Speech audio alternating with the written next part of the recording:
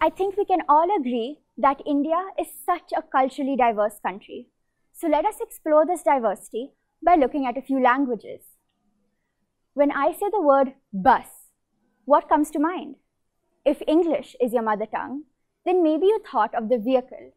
But if Hindi is your mother tongue, then perhaps you thought that I have had enough of something.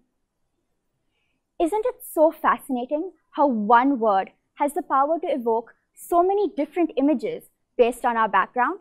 This is the kind of diversity that we need to preserve and nurture the growth of. But in order to do this, we cannot exclude certain people from society. In fact, what we need to do is we need to weave their culture into the very fabric of society. My name is Teesta Bhattacharjee, and today I'd like to explain the importance of cultural integration by sharing my own experiences.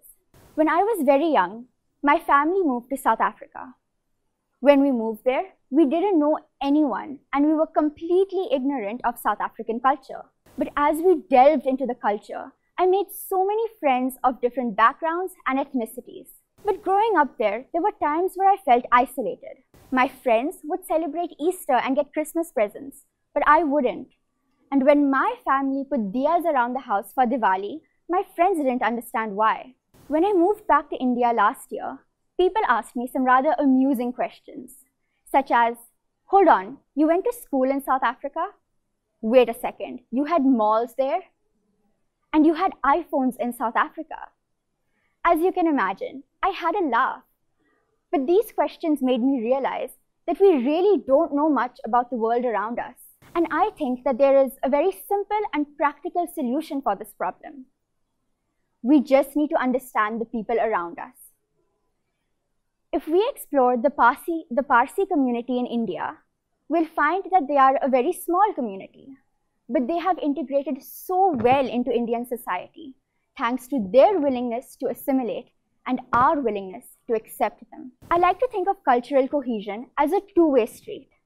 The majority needs to approach minority groups with a very open mind, but the minority groups need to respect the majority.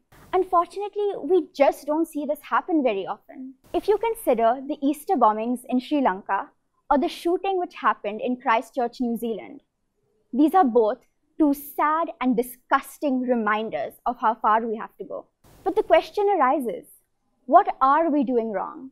And how can we build our cultural sensitivity? Just like any idea, cultural sensitivity needs to be instilled into young minds by families and schools. Apart from that, we can also use social media to follow travel bloggers who share their intercultural experiences. Back in South Africa, my best friend came from a Christian family. So each year for Christmas, we'd go over for a meal. And each Diwali, we sent them sweets. In fact, I remember this day vividly. They attended Durga Puja and they were dressed in dhotis and kurtas.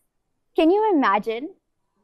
This kind of cultural integration honestly feels like a breath of fresh air because you experience something you never even imagined experiencing. You also get a better understanding and appreciation for others. Ask yourself this question. If you can listen to Latina music and eat nachos, then why not accept the Hispanics? I'd like to encourage you to approach each new individual who has a different story to tell with an open mind and open heart, because this is the only way we can really integrate other cultures into society.